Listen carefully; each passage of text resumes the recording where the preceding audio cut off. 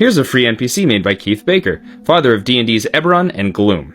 The Fade is a mysterious information broker that little is known about, but always seems to have the right answers. What would make it useful is this is someone who, A, could come and just give you a piece of useful advice that you couldn't normally get, but B, could appear anywhere because they can temporarily possess any character who is familiar.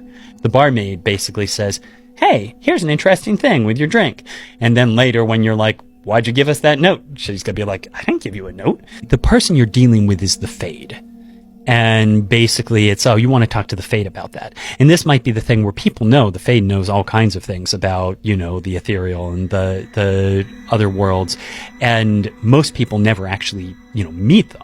I like the idea of someone who is actually making deals with fae and ghosts that you don't realize are all over your town, but are.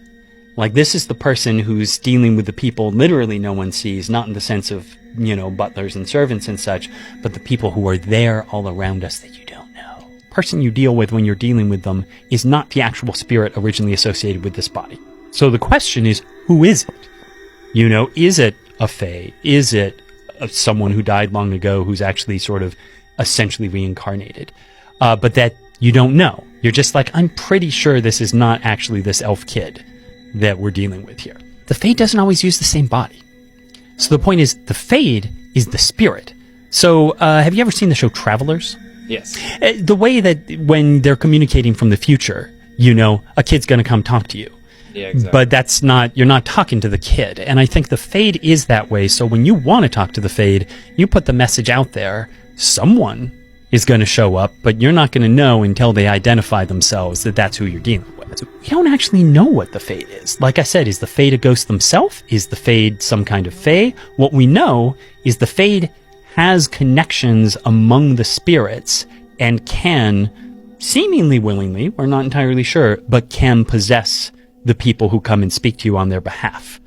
But I think part of the mystery of this character would be, why are they? You know, is it presumably isn't just money, and that's the thing. They couldn't deal for money because the bodies aren't actually the consistent thing. I like the idea that the price you pay the Fade is going to be something that isn't gold, and that there is a question of, are they just a helpful ghost, or are they an archfey collecting secrets, you know, for some purpose? We'll find out later. Okay. Well, I think that the point is, it would definitely be useful for any sort of thing involving ghosts or fae or anything ethereal, because they could just tip you off to something's going on. So, I mean, if there is, so to speak, a haunted house or something like that, someone can come up to you, give you this message, say, you know, you really ought to look into the old house on, you know, such and such hill, and go away. And if you meet that person again, they'll say, what? I never talked to you.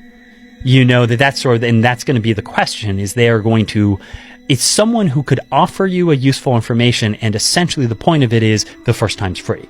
They're going to give you something so you see, this is why you want to talk to us, or also because, well, that haunted house is actually a problem for people on the other side, as it were. There is, you know, that would be that question again of, well, we did lay that spirit to rest. Is that what were they just trying to be helpful, or was there another piece in this ethereal power gaming that we don't know about?